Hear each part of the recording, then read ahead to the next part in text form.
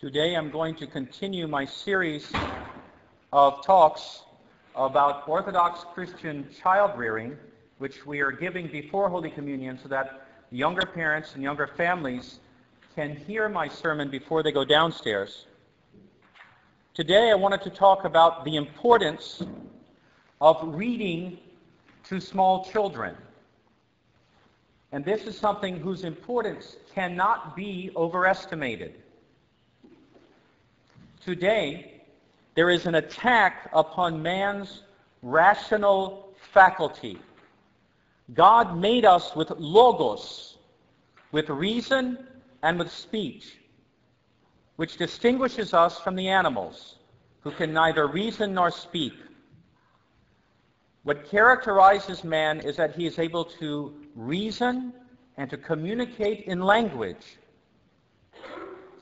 And this is precisely why the forces that hate the church and hate the salvation of men and hate men have been attacking us with a barrage of anti-rational and anti-linguistic media for decades.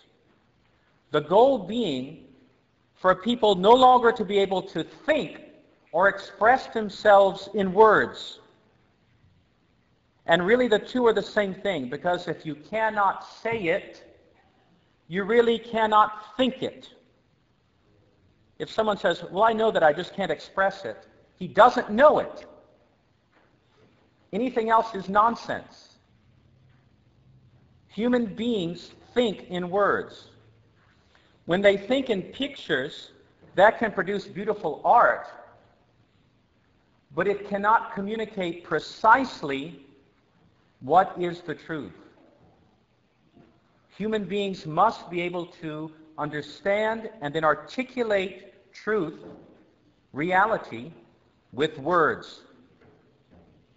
And this is precisely why the educational system has purposely introduced defective, destructive, ridiculous, absurd methods of teaching children how to read, in order to guarantee that by the time children are in high school, most of them have so-called learning disabilities and cannot read. And this is also why people are barraged with an array of visual media, with, as time goes on, in television and the internet, YouTube videos, video games, faster and faster, more and more chaotic images appearing to the eye and to the mind in a short period of time, so that even in the pictures themselves, there is little or no rational connection, but just a rapid series of images. This technology was created purposely on the basis of the theories of the Russian scientist Pavlov, whose experiments we all heard about when we were studying psychology in high school or college, where he conditioned dogs to start salivating when they saw a red light.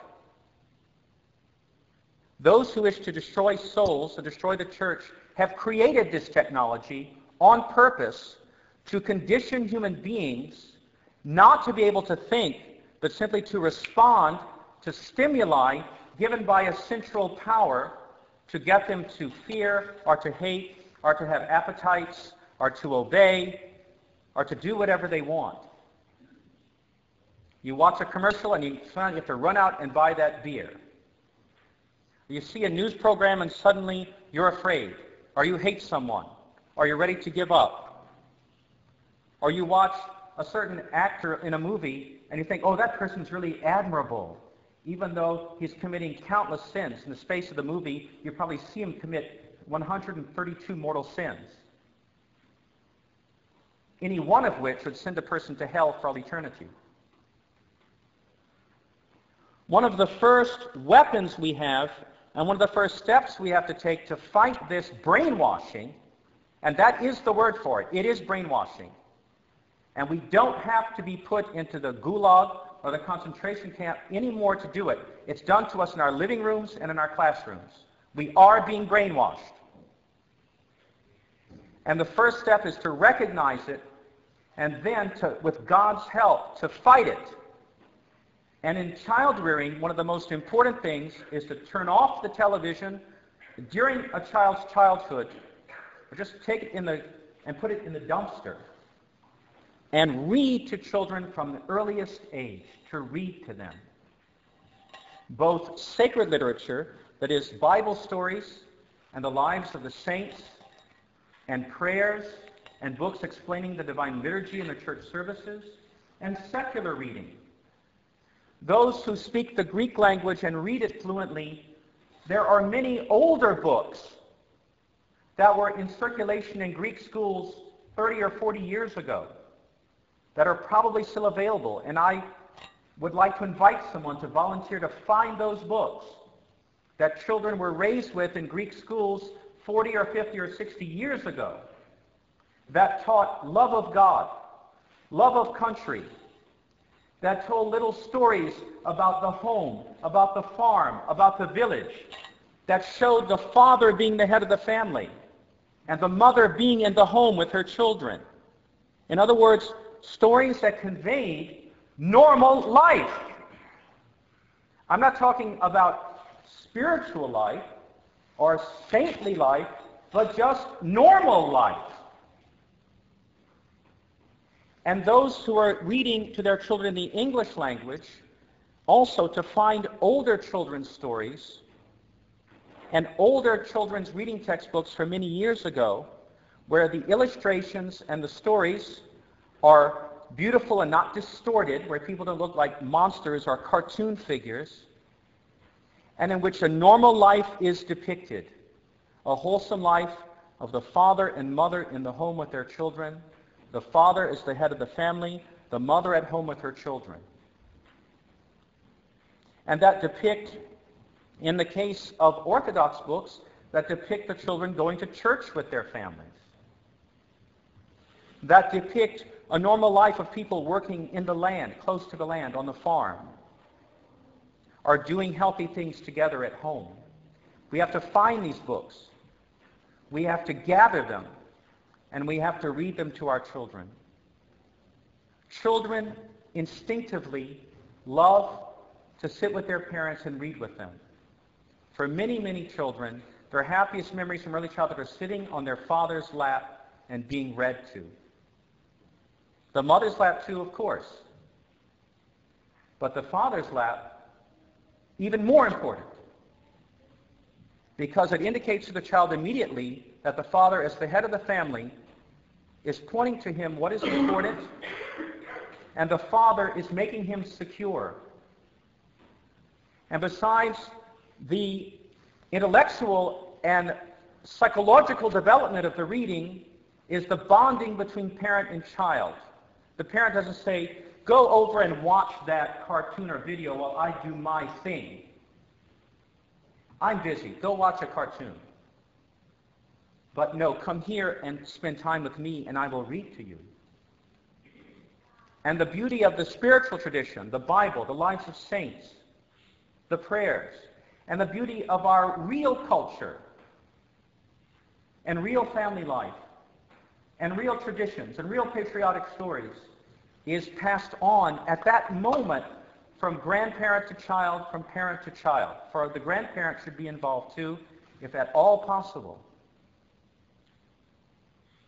And in this way, we're fighting the system. People are angry today. How can I fight the system? We need to go into the halls of Congress and change this law and do this. And what are those evil people doing? Yes, they are evil. And they are doing things. But we have no one to blame but ourselves if we do not fight back at the most elementary level, which is in our own homes and with our own children. It doesn't matter what we say. We can turn on a TV show or listen to talk radio and get mad about what the government's doing or what a certain minority group is doing or what a certain religion is doing or what the banks are doing or the government is doing. And yes, it is enough to make someone angry.